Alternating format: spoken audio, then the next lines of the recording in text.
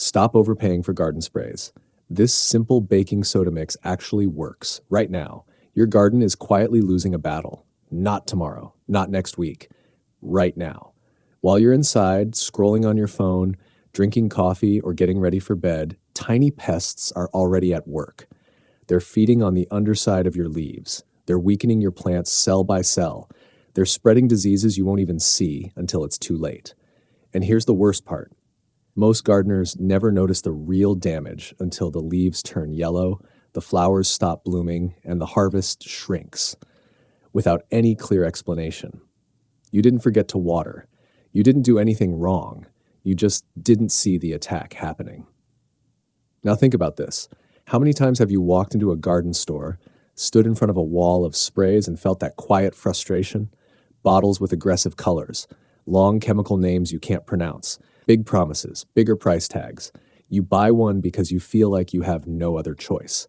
And yet, a few days later, the pests are still there.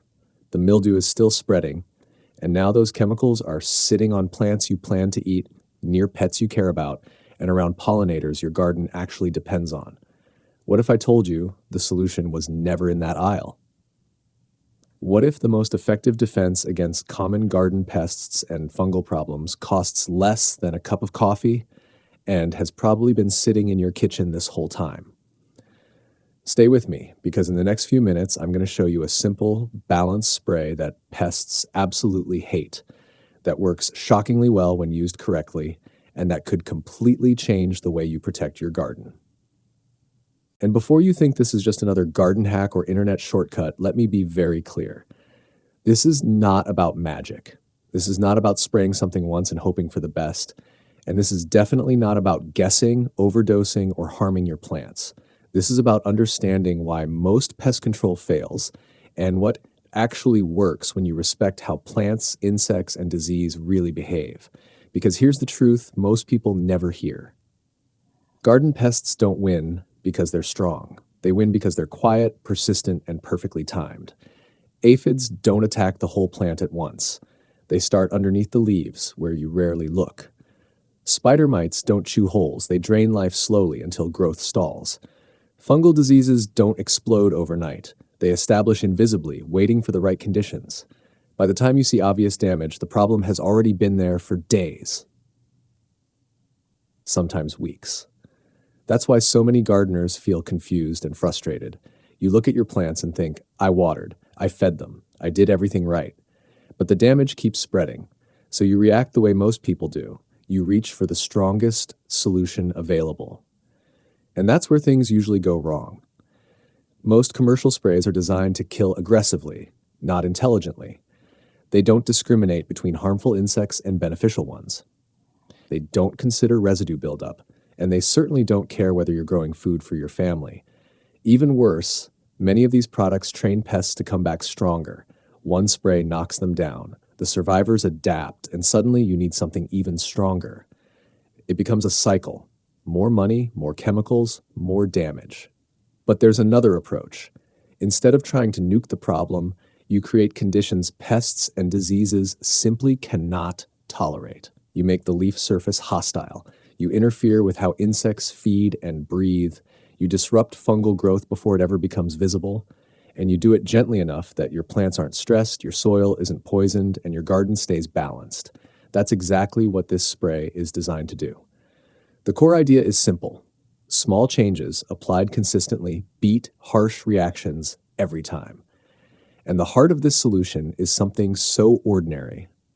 Most people overlook it.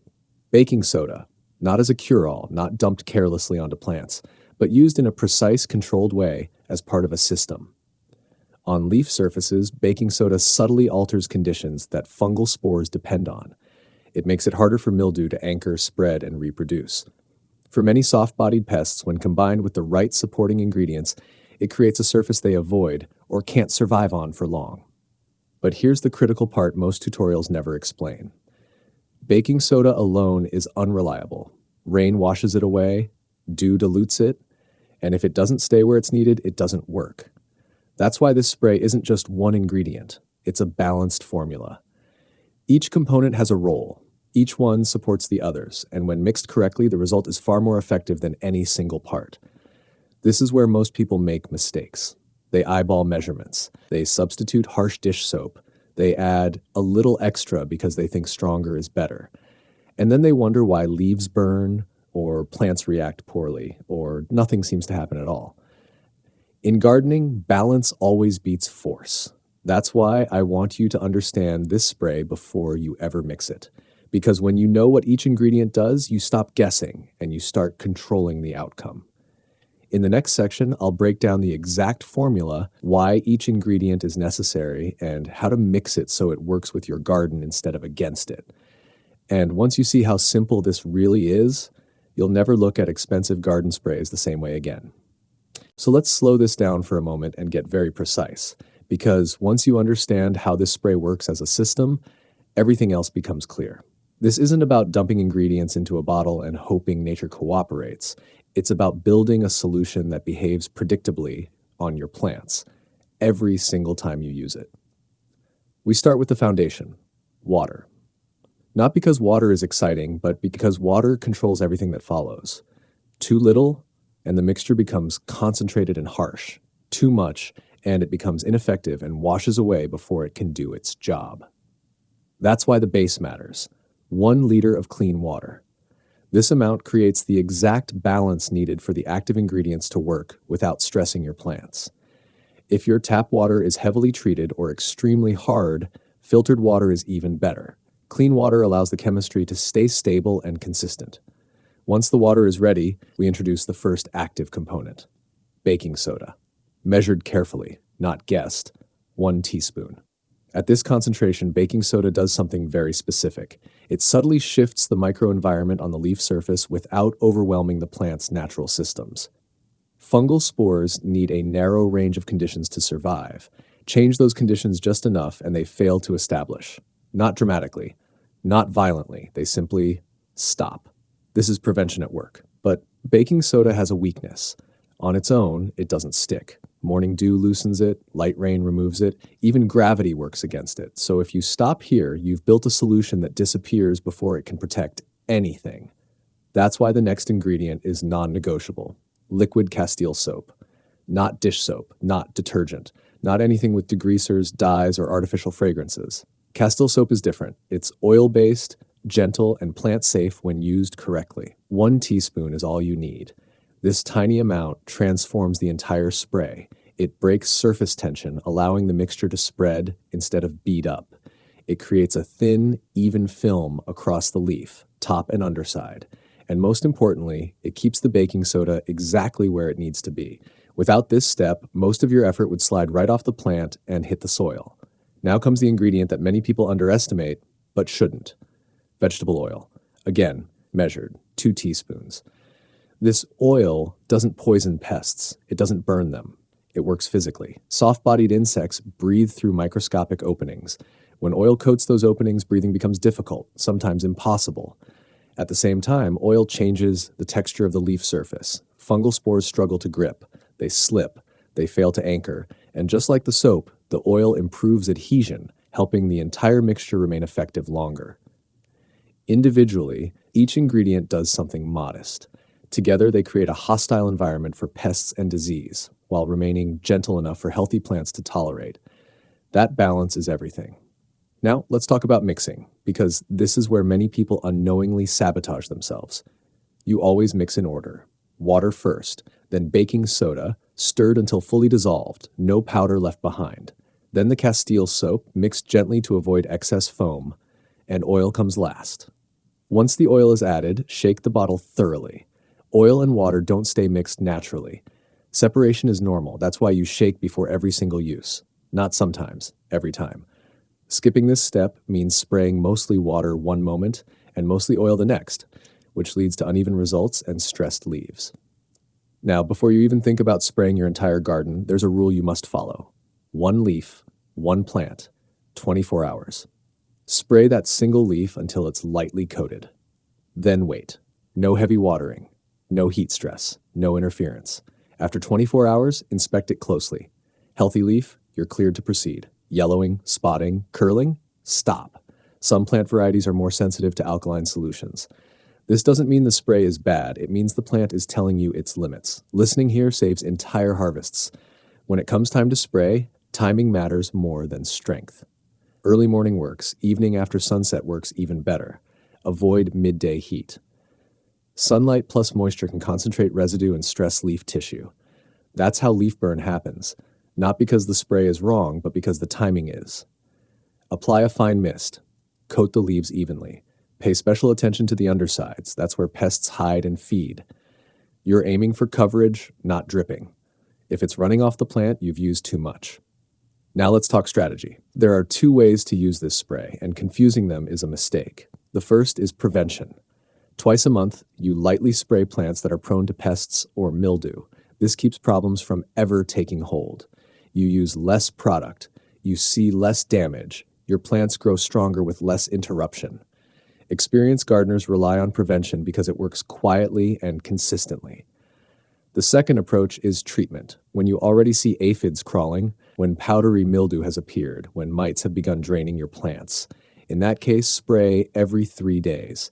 Stay consistent. Don't skip applications. You're not trying to overwhelm the problem, you're wearing it down, and it works. But before we move on, there's something even more important than pests: the life around your garden. This spray breaks down quickly. It doesn't linger in soil. It doesn't accumulate season after season.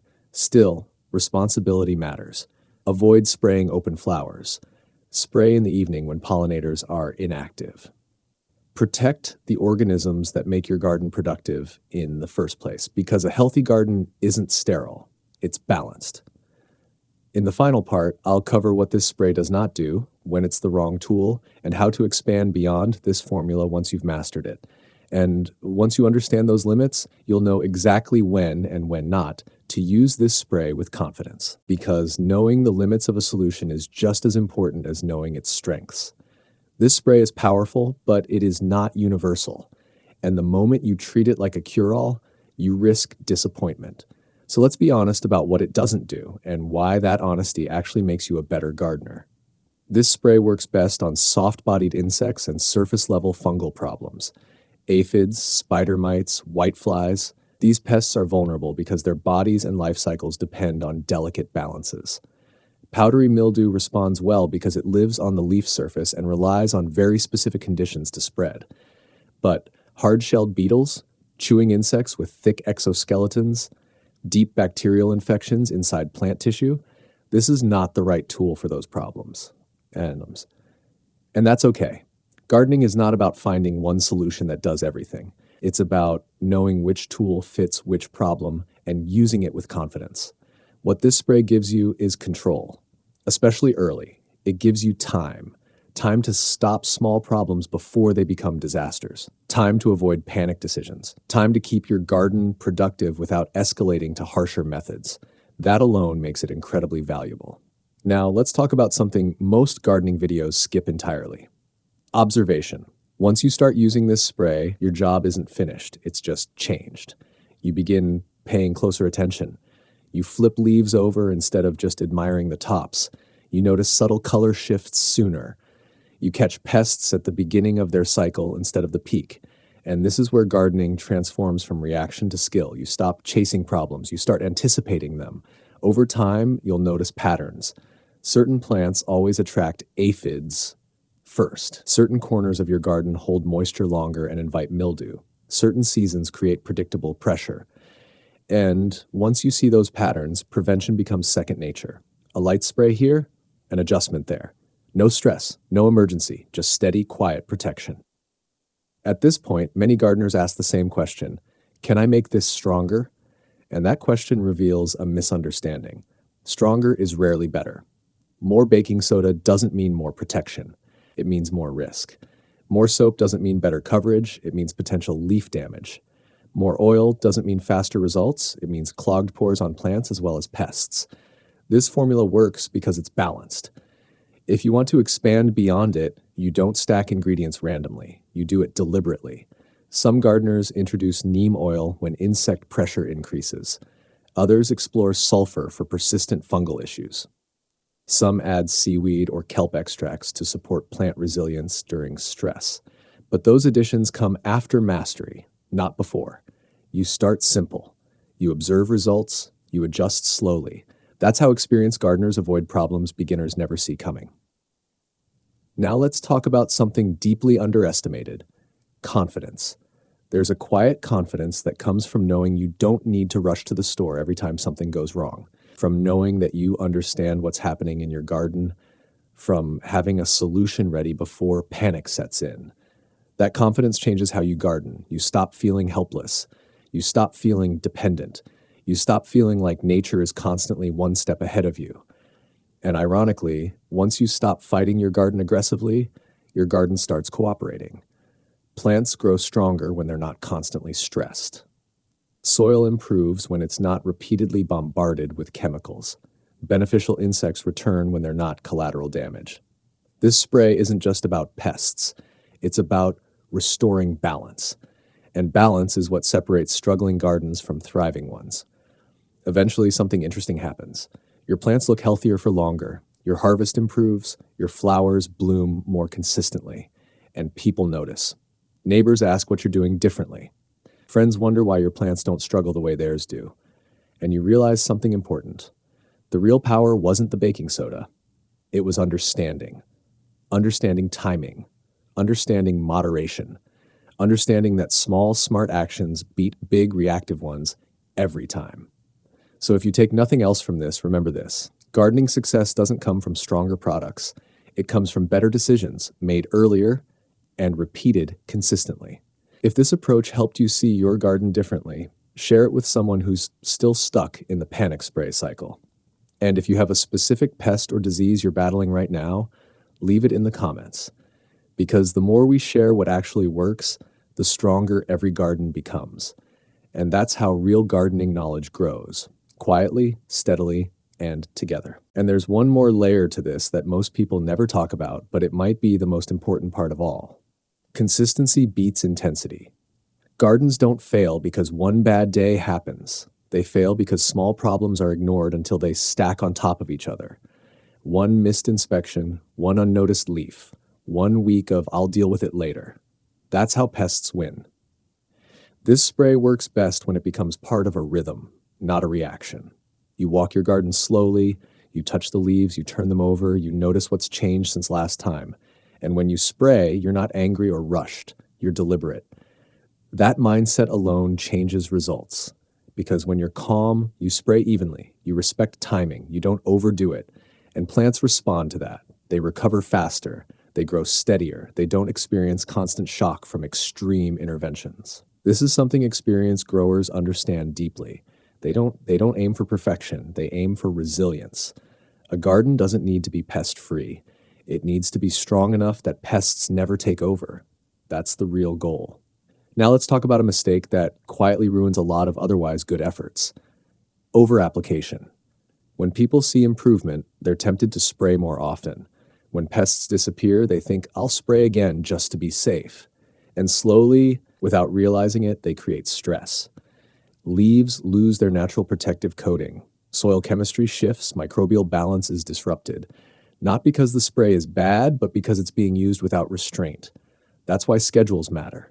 Prevention, twice a month. Treatment, every 3 days, then stop once the issue is gone. No guessing, no escalation. Gardening rewards discipline far more than enthusiasm. And once you internalize that, something unexpected happens. You start trusting yourself. You stop chasing every new product. You stop scrolling endlessly for stronger solutions. You stop feeling like you're always behind. Instead, you develop a system, and systems scale.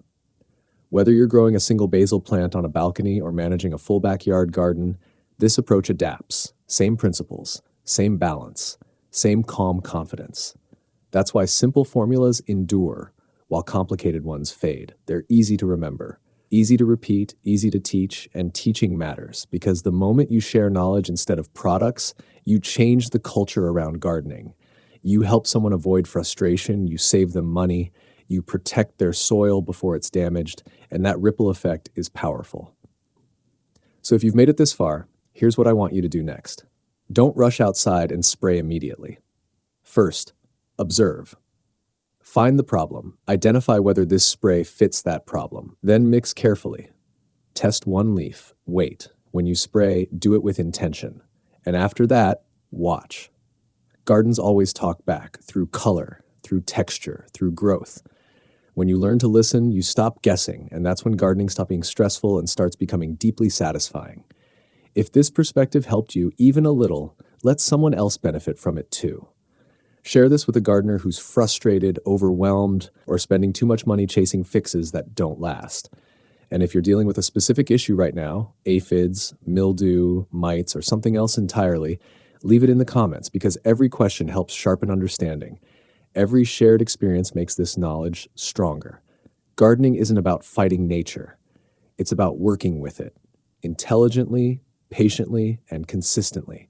And once you do that, your garden doesn't just survive, it thrives. And when your garden starts to thrive, something subtle but important shifts inside you as well. You stop seeing problems as failures. You start seeing them as information. A chewed leaf isn't a disaster. It's a signal. A patch of mildew isn't panic-worthy. It's feedback. A slow-growing plant isn't bad luck. It's a clue asking for attention. This is the moment most gardeners cross an invisible line. They stop reacting emotionally and start responding intelligently. And that's when this simple spray becomes more than a recipe. It becomes part of a mindset. Because now, instead of asking, what can I kill this with? You're asking, what conditions allowed this to happen and how do I gently change them? That question changes everything. You notice airflow more, you space plants better, you water with intention instead of habit, and the spray fits into that larger picture, quietly supporting the system instead of dominating it. That's why gardeners who use this approach often report something surprising. Not just fewer pests, but stronger plants overall. Leaves become thicker, growth becomes steadier, stress responses diminish. Plants that aren't constantly under attack can finally invest energy where it matters: roots, flowers, fruit. And this is where patience pays off, because results compound. A week of balance turns into a month of stability. A month of stability turns into a season of abundance. And suddenly, the garden that used to feel fragile starts to feel resilient. You trust it more, you interfere less, you enjoy it more, which is the part many people forget. Gardens aren't meant to be battlefields. They're meant to be places of rhythm and reward. Now, there's one final mistake worth addressing, and it's an easy one to make. Comparison. You see someone online with flawless leaves and zero pests. You assume you're doing something wrong. But real gardens aren't sterile environments. They're living systems. A few insects don't mean failure. A little mildew doesn't mean neglect. What matters is trajectory. Are problems getting worse, or are they being kept in check? This spray helps you stay on the right side of that line. It doesn't erase nature. It guides it. And that's why it works so well over time. So as you move forward, remember this. You don't need perfect conditions. You don't need expensive tools. You don't need to win every battle. You just need awareness, consistency, and balance. And sometimes a simple spray made from ingredients you already have is enough to tip the scales back in your favor. If this approach resonates with you, take it one step at a time. Observe first. Act gently. Adjust patiently. Gardening rewards those who listen. And once you start listening, your garden will teach you far more than any bottle on a store shelf ever could. And if there's one final truth worth carrying with you, it's this. The best gardens are not controlled. They are guided. Control relies on force. Guidance relies on understanding. When you try to control every insect, every spot, every imperfection, you exhaust yourself and often damage the very system you're trying to protect. But when you guide your garden, you make small, thoughtful adjustments that steer outcomes over time. This spray is one of those adjustments. It doesn't shout, it doesn't overwhelm, it nudges the balance back in your favor again and again. And that repetition is where its real strength lies. Week by week, you begin to notice fewer surprises, fewer sudden infestations, fewer moments of panic. Instead, there's a quiet predictability. You see a potential issue forming. You address it early. You move on. That calm rhythm changes how you experience gardening. You're no longer on edge, waiting for something to go wrong. You're present, you're observant, you're confident, and confidence is contagious. The more confident you feel, the more you experiment responsibly. The more you experiment, the more you learn. The more you learn, the less mysterious gardening becomes. Eventually, you realize something powerful. You don't need to memorize endless formulas. You don't need shelves full of products. You don't need to chase trends. You need principles, balance over force, timing over intensity, consistency over panic. Everything in this spray reflects those principles. Measured amounts, gentle action, strategic use. That's why it works across different gardens, climates, and experience levels. It adapts. And as seasons pass, you'll adapt too. You'll know when to spray and when not to. You'll recognize the early signs of trouble. You'll trust your judgment instead of second guessing it. At that point, the spray becomes almost invisible, not because it isn't useful, but because it's simply part of how you care for your plants, like watering, like pruning, like observing. And that's the goal, to reach a place where gardening feels intuitive instead of stressful, empowering instead of overwhelming, rewarding instead of reactive. So the next time you step into your garden, pause for a moment, look closely, breathe, notice what's happening, not just what's wrong. Because most problems don't need dramatic solutions. They need timely, thoughtful ones. And sometimes the simplest tools, used with understanding, are the ones that make the biggest difference. That's how real gardens grow. Not through constant battle, but through quiet, consistent care, applied with patience, intention, and respect for the system as a whole. And once you embrace that approach, you're no longer just maintaining a garden. You're cultivating harmony, season after season.